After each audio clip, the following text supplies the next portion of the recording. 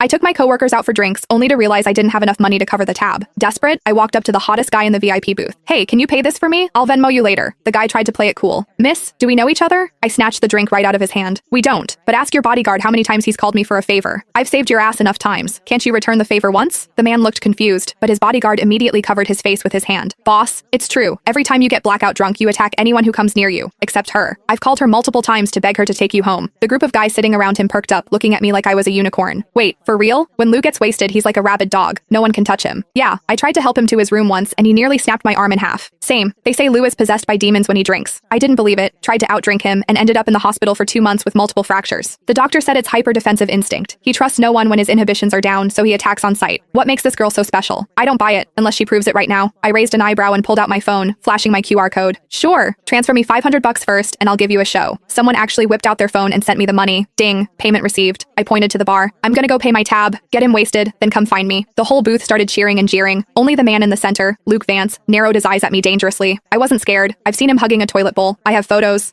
Look at him now. Sitting there like a king in his VIP booth, all elegant and refined. A total fraud. I'd already seen him at his worst. I paid the bill and sent my coworkers home. Then I walked back to the booth. Hey, I took the 500. I had to deliver the show. Luke's friends were trying their hardest to pour drinks down his throat, but Luke wasn't having it. He grabbed my wrist, dragged me out of the club, and shoved me into his Maybach. Slam. The door shut so hard the car shook, like a shaken soda bottle finally popping its cap. I rubbed my nose. Hey, it's not my fault you only trust me when you're drunk. It's annoying for me too, you know? It all started 6 months ago. I was leaving work late when I saw a guy sprawled out in the middle of the street using a city bike as a blanket. It was hilarious. Being terminally online, I had to take a video. But when I got closer, damn, what a face. Too bad he was wasted, reeking of alcohol. He was muttering about being thirsty. I took out my water bottle and poured him a cup. He was surprisingly obedient, gulping it down. I tried to wake him up. Hey, you can't sleep on the street. Where's your phone? I'll call your friends. He ignored me, snoozing away on the asphalt. I had no choice but to pat him down. Found his legs were incredibly long, like model long. I found his phone, unlocked it with Face ID, easy when they're asleep, and FaceTimed the first contact on his list. I pointed the camera at his face. Hello? This phone's owner is sleeping on the street. If you're his friend, come get him. The guy on the other end didn't even ask for a location. He just screamed, back away from him. 5 feet. Now. I thought he was worried I was going to rob the hot guy. I scoffed. Relax. I'm not interested in drunks. I'm sending you the location. Hurry up. The guy yelled again. Do not ignore me, unless you want to die. Psycho. I hung up. Then I sat on the curb to guard the guy. He decided my thigh was a better pillow than the bike. He slept like a baby under the moonlight. 10 minutes later, the friend arrived and looked at us like he was seeing a ghost. I swore. Look, I didn't touch him inappropriately. As soon as I spoke, the guy shifted. He wrapped his arms around my waist and buried his face in my stomach, treating me like a body pillow. I couldn't pry him off. I pulled his ear. Hey, wake up. Your friend is here. Let go. He didn't budge. I looked at the friend. Help me out here. I can't move his arms. The friend stood 5 feet away, refusing to move. I was pissed. Why are you just standing there? He said. I don't want to die. Me. What? The guy explained he wasn't a friend, but a bodyguard. He pulled his car up, parking exactly 5 feet away. You have to get him into the car.